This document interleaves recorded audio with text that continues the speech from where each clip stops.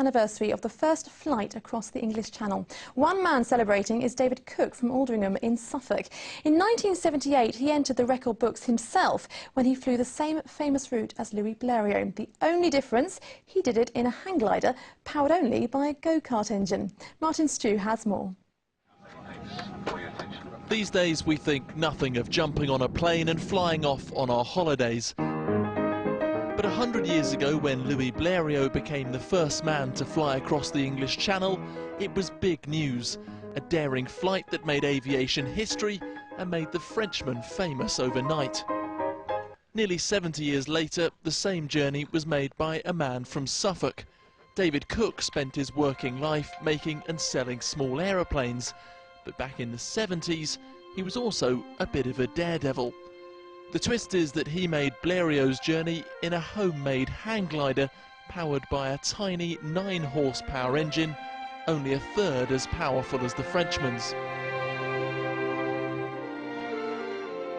It was dodgy because the furthest flight I'd ever done in this thing was 8 miles, and then it had conked out, so off we went. You have to write yourself off before you go.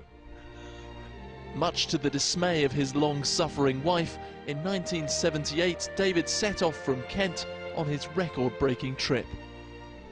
Well, I thought I was going to die because I can't swim, and here I am going to fly across 27 miles of open sea, and the boat that was going to chase me, well, that conked out twice going across, and I had to circle round and round, and there was very little fuel.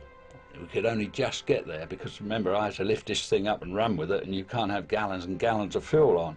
So I had just enough fuel, and I actually got there with about a thimbleful left. The flight took an hour and 3 minutes. When I actually got to France, I was so relieved that the engine had kept going for the limited fuel I had, that there was a German chap walked past, and he said, "And where have you come from?" And I said, "From England." He said, "All the English are crazy."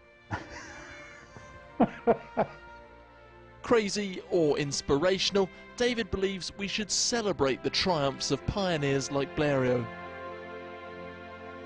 I mean, those days were the birth of aviation. It doesn't sound much nowadays to fly 25 miles across the English Channel because everyone flies, but I mean, these things made aeroplanes what they are today. Now a grandfather and nearly 70, David still has the same spirit of adventure. A zip wire is coming.